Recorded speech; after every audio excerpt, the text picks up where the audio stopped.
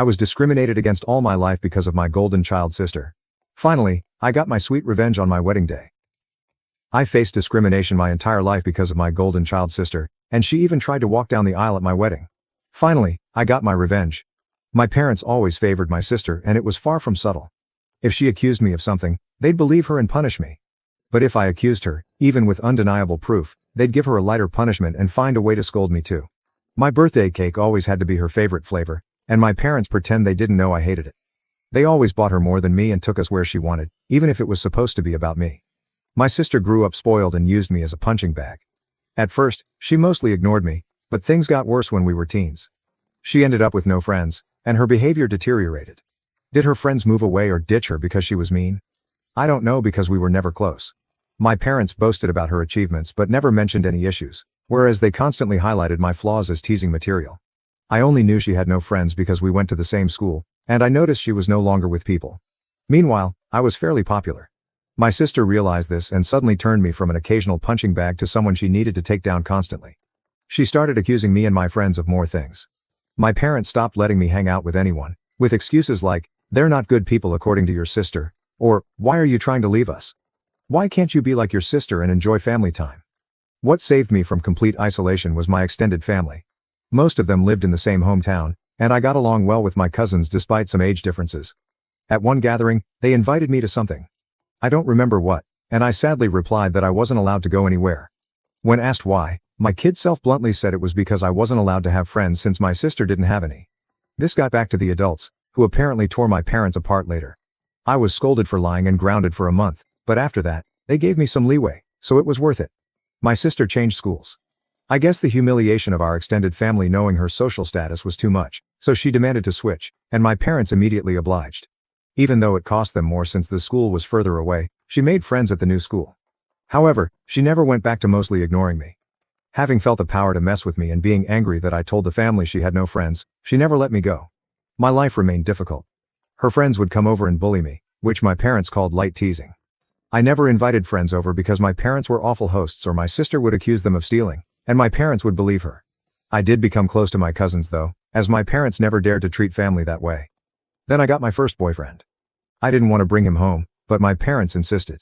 At one point we were separated and he came to find me to tell me my sister was flirting with him. She came over in skimpy clothing, batting her eyelashes, and started telling him how bad I was and how good she was. He was irked and ran off to find me. Of course, my sister told my parents a different story, that my boyfriend had tried to flirt with her, but she naturally refused since she couldn't do that to me. Guess who my parents believed? My boyfriend wasn't perfect, but I immediately believed him for a mean reason. Remember, I was a teen suffering from unfair treatment. I was very resentful and moody and hated my sister as much as she hated me. With that disclaimer out of the way, let's talk about looks. I hadn't mentioned them yet because they weren't relevant. My parents were overweight and liked showing love via food, giving more food, buying treats, etc. My sister was also overweight, whereas I was not.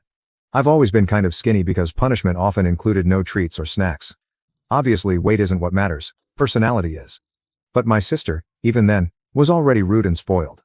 Even her flirting attempts were bad because she never learned to work for anything since she could demand, and my parents would deliver. Added to that, the fact that she didn't look like some sexy model, even my self-conscious teen self didn't believe my boyfriend would try and cheat on me with her. Anyway, my parents prohibited me from dating such a horrible boy. I did try to keep going in secret, but it was hard, and the relationship ended. I did get another boyfriend, but again, my sister accused him of flirting with her when he refused her advances. Again, my parents believed her. I tried pointing out how this happened again, but they decided that I was incapable of making good choices and kept picking bad boyfriends. The relationship couldn't handle the Romeo-Juliet situation and fizzled out again. I would eventually get called a slut in high school as I was fine with making out with boys and such but refused to have relationships. Thankfully, it never got back to my sister or parents. My sister did bring one boyfriend home during all this time. He was paraded with pride, and my parents spent every second telling me how good he was and why I couldn't be like my sister and find myself someone like that. Until he stopped showing up and suddenly he was a conniving bastard that tricked my sister. Oh well, and the unequal treatment continued. At this time, she had more spending money, and her curfews were much better than mine. She was free to go anywhere at any time, while I couldn't. If I pointed it out, my parents would say it's because she's older, but when I reached that age, I still didn't have the same treatment she had. And when I pointed it out, they denied they ever said that or claimed it was because I couldn't be trusted like she was, using my sister's accusations against my boyfriends and friends as proof of my bad judgment. Time goes by. And it's time for my sister to graduate. She was accepted into a college, not a very well-regarded one, and she had no scholarship or anything. Again, because only her achievements were told to me, I don't know which colleges she even tried for, so I can't say how badly she was rejected. I do know her grades were bad in school though, because whenever she got a B, we would celebrate. I would usually get good grades, but my parents refused to celebrate, claiming since I always got those, what was there to celebrate? My parents naturally made a lot of fanfare and told her they'd pay for everything. I was relieved she'd be going away. Not that it made my life any easier. She'd always come home every other weekend and somehow stuff kept missing from my room, or some other issue she'd think of to make my life miserable. My curfews were still strict. Eventually, my mom came to talk to me about my impending graduation. I'm only a year younger than my sister. She told me that since they were paying for my sister's college, they had no money to pay for mine, so it would be better for me to start working immediately after graduation and wait until my sister finished university to see if they could afford something for me. Oh, and if I decided to stay at home, I'd have to pay for all my stuff, part of the bills and rent. I pointed out that I could get student loans. Mom said yes, except no, because they were so caring towards me and I had such bad judgment that they would decide if a college was worth my getting into debt or not. I'm not sure how they'd stop me from getting loans, but I didn't ask. Scholarships weren't mentioned. They had no idea what my grades were anymore and never believed in my capabilities anyway. I didn't bat an eyelid. I simply said okay. My mom clearly didn't expect that and kept prying. Maybe she hoped I'd throw a tantrum so they'd have an excuse to never pay for my college, but I said nothing except that I understood their position, thanked them for caring, and that was that. My dad later tried the same, but I also refused to be emotional. You see, after a whole lifetime of their terrible parenting, I never had any expectations towards my education. I knew they would find an excuse to not pay for mine and make my life miserable. I never believed they would eventually pay if I worked and waited for my sister to graduate. I had been preparing for college for a long time. I could barely go out, my friendships were slim, so I had a lot of time to study. And study I did because I saw college as my only chance to be free.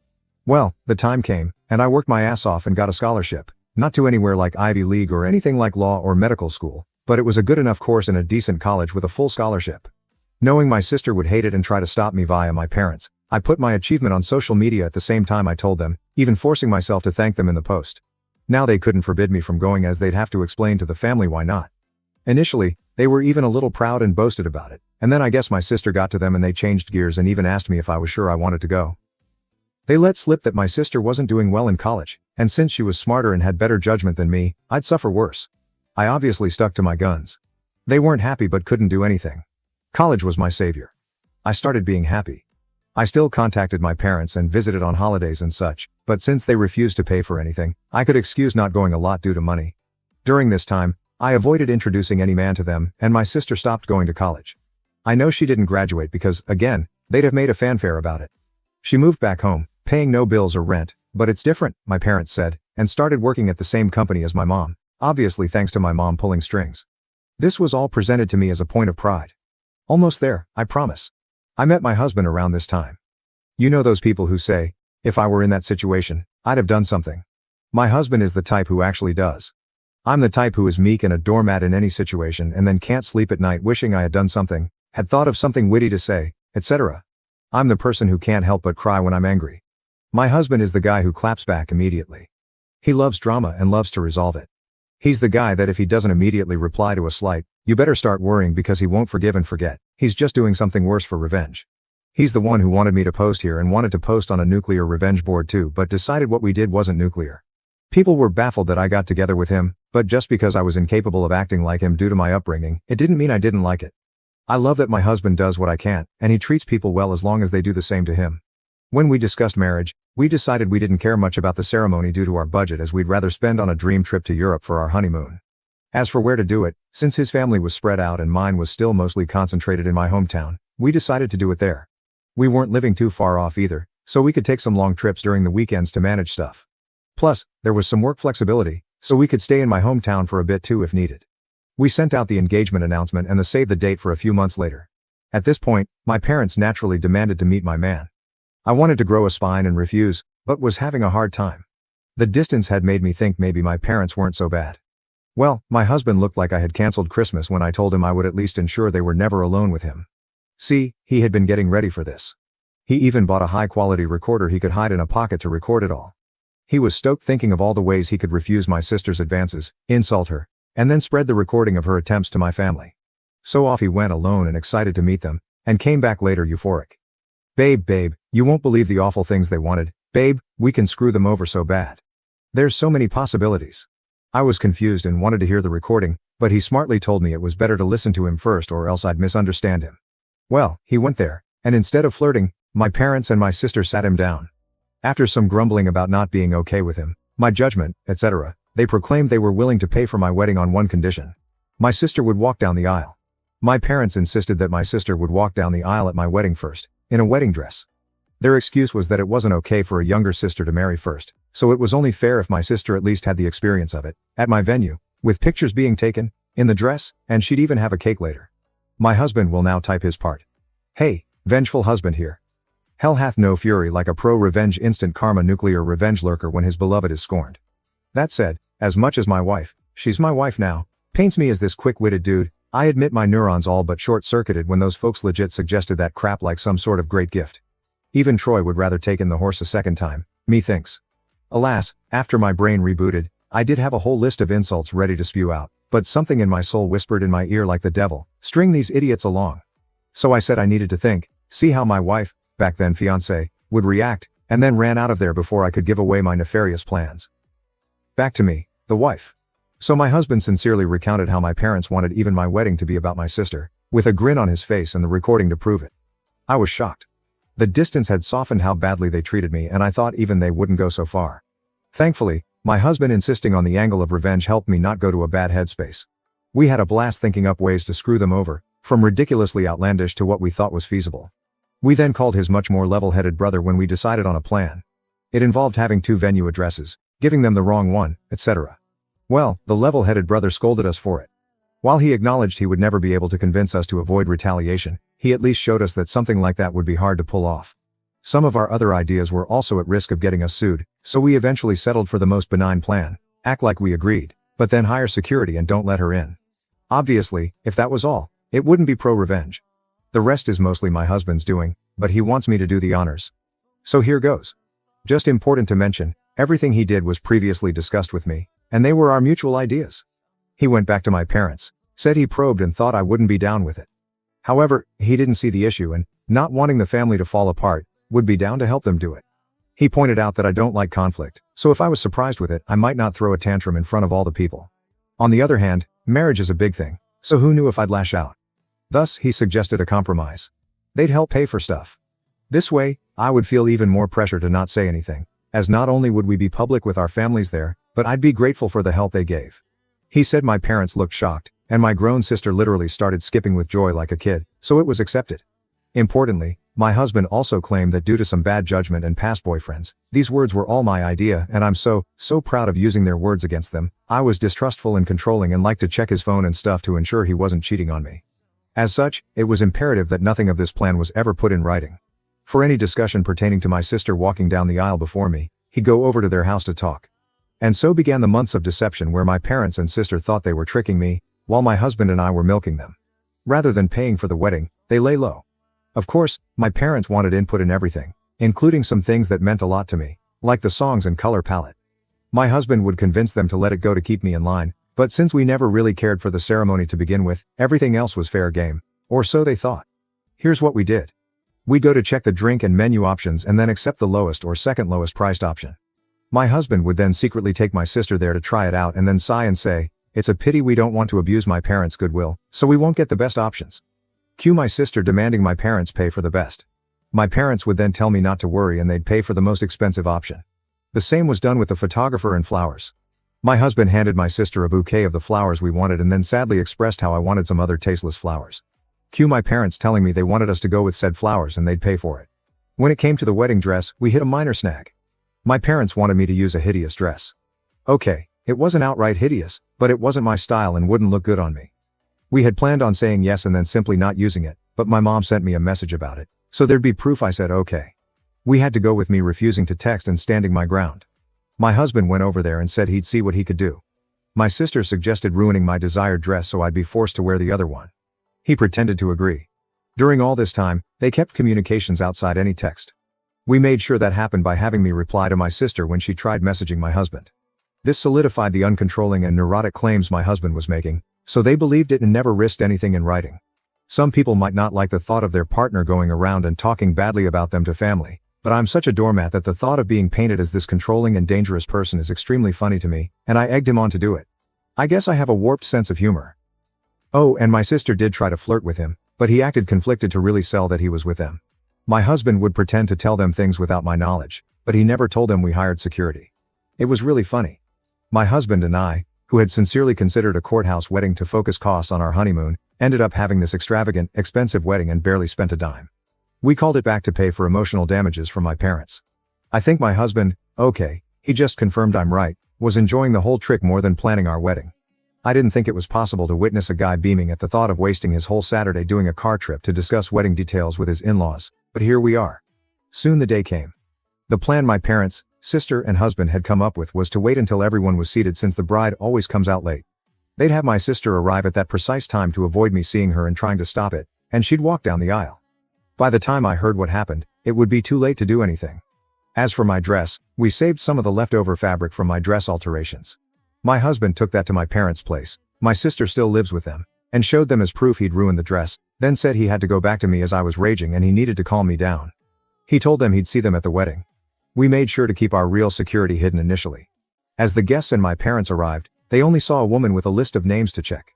Only after my parents had settled in did we bring out the actual security, a guy who looked like a bodyguard. We instructed him not to let my sister in and promised a generous tip if he kept our instructions confidential. Soon, the moment arrived. My parents got a text that my sister was less than 5 minutes away, so my dad signaled for the ceremony to start. My bridesmaids had been prepped to follow his lead, so they did without checking with me. After they all took their places, my dad stood at the entrance, waiting for me. During this, a friend not in the wedding party texted me to get ready, to avoid suspicion if my husband or bridesmaids started texting. This friend, my husband's ally, was as eager to stir drama as he was and didn't mind not being a bridesmaid. As soon as my dad took his position, the bridal song began. The doors opened and I entered. My dad was shocked to see me. He tried to look behind me but couldn't see the venue entrance from where we were, so he had no idea what had happened to my sister. Then his phone rang. I saw the caller ID, and it was her. He left me with a mumbled, "Something came up." Gasps and confusion filled the room. The friend on the plan loudly asked what happened. I lied and said tearfully, "He told me it wasn't supposed to be me there." My husband and I had agreed that if my dad abandoned me, I should say that to make him look as bad as possible. The tears weren't just acting. I was genuinely hurt and trying not to cry. The friend then loudly asked, "What did he mean by it shouldn't be you?" So that everyone could hear and spread it. Then she said, "I will go and check," and ran off. We planned this so she could create chaos with the security and prevent my dad from returning to stop the ceremony. Eventually, my mom also left. At this point, my husband's dad quickly ran over and took my arm. He'd been forewarned he might need to. His desperate run to me made me smile. I walked down the aisle to whispers as people discussed what had happened. Some left to check as well. When I reached my husband, all was well. He comforted me, joking that my sad face was so real I deserved an Oscar and reassured me he'd deal with my parents for what they did. We got married without any further issues. My parents didn't come back. I noticed a lot of people leaving and returning during the party, but no one dared tell me what was happening. Someone whispered in my husband's ear and he went out. He returned later with a thunderous expression but whispered to me that he needed to go hide before he broke character and started smiling. It worked. Here's the summary from friends, family, the security guy and my husband that I got afterwards. My sister arrived in a wedding dress. The security refused to let her in as we had agreed. He told her she must be at the wrong venue because there was already a bride. Yes, we tipped him very well as promised. My dad tried threatening him with the police, claiming he'd never heard of him, so he couldn't be working there. The security agreed to call the police since he was hired by us and was just doing his job. My dad realized it would be too late and tried to demand that he let my sister in. At this point, the friend came over, started shouting and insulting my sister, and asking what was going on, basically stalling. My mom soon arrived, followed by others. By then, the wedding plan was ruined. All my parents could do now was damage control, as everyone who learned about it was horrified they'd try to pull it off. People started screaming and berating them. The three naturally said it wasn't a secret and blamed my husband. When he was called over, my husband put on his best confused look and denied everything. To quote him, "Gaslight, gatekeeper, girl boss, LOL." He denied ever agreeing to such a ridiculous plan. When they insisted he demanded proof, and of course, they couldn't provide any. All the text exchanges they could show were about normal wedding decisions. My sister was scream-crying and apparently sat on the floor kicking her legs like a child. My dad looked like he wanted to hit my husband, but security and other people held him back. Naturally, They claimed they had no proof because my husband told them not to text. My husband laughed and said, "Wow, how convenient, huh?" Then he repeated, "Why would I ever agree to something so messed up?" He ripped into them about being terrible parents and said he wasn't going to let their stupid plans and lies ruin his wedding, then went back to me. No one believed them. The venue had cameras, but they wouldn't show me the recording as it was only for security purposes. However, some people filmed parts of it. Watching my parents and sister get torn apart by everyone who came out to see the drama was delightful. After years of being accused of things and not being believed, seeing them get a taste of their own medicine was one of the best wedding gifts. My mother was crying, my dad kept changing from purple to white, and my sister was still on the floor crying and screaming. They kept insisting that my husband was in on it, but people kept asking why he would agree, why there was no proof, and why they wanted my sister to do this at my wedding. They had no good answers. Eventually, they were told to leave and had no choice but to do so. My dad apparently had to drag my sister up as she refused to leave the ground. Again, people said nothing to me all night. I guess they wanted to spare me, and maybe it's because I was the bride and not just a guest for once, but it did feel like everyone was making an extra effort to be nice, positive, and excited about everything. My husband says all the expensive food and drinks they were eating certainly helped, lol. We had a blast. My husband kept up the forced angry face for only a short while before breaking out in smiles again. After that, we went to the hotel to catch some sleep before heading off on our honeymoon. Speaking of which, my parents did try to pay for our plane tickets, but we thought that was risky as they could try to cancel them or something, so we refused. Since then the three of them have tried to contact me. I've refused calls because my husband insisted on keeping a paper trail, a smart move because my sister eventually messaged me. I won't repeat what she said as it was very unhinged and didn't make much sense, but the important part was that she blamed me for her humiliation. Called my husband a two-faced snake who fooled them for months, he wants to print and hang that on our wall, lol, and hoped, but was also certain, that I'd get cheated on by him. She even suggested he was cheating on me with her. My husband took my phone, screenshot the call logs, my sister's messages and some messages from my parents demanding I pick up the phone, and sent it all to our family group chat. He also sent screenshots of messages to him where they called him names and threatened him, but he kept up the "you're delusional, I never agreed to anything" shtick and even threatened to sue them for defamation and harassment.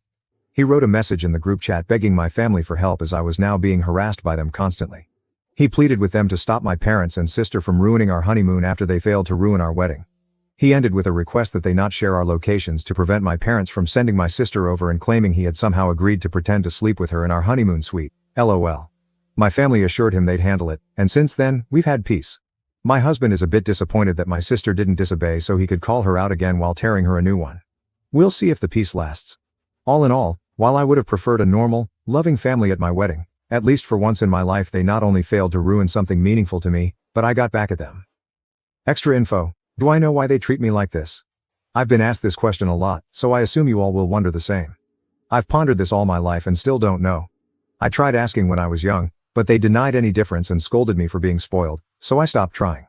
I've considered many possibilities, but based on my observations I think it's this. I was unplanned.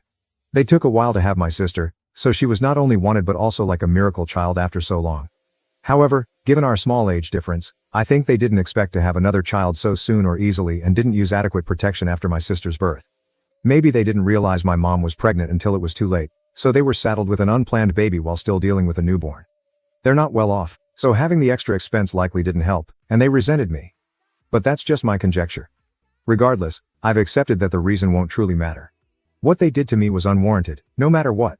Did they really think this would work? My husband and I have a theory that they never intended to do this at all. We think my sister threw a tantrum over me getting married first when she barely gets dates, and they made my husband that outlandish proposition. They didn't want to pay for my wedding and didn't think we'd accept or that it would even look good for them to do it. By suggesting it and being refused, they could look like the good guys to my sister while having an excuse not to give me a dime. But then my husband accepted it and they couldn't backtrack without risking my sister turning on them. Thank you for watching. If you haven't subscribed yet, please do so and hit the notification bell to stay updated with more shocking real-life stories happening around you.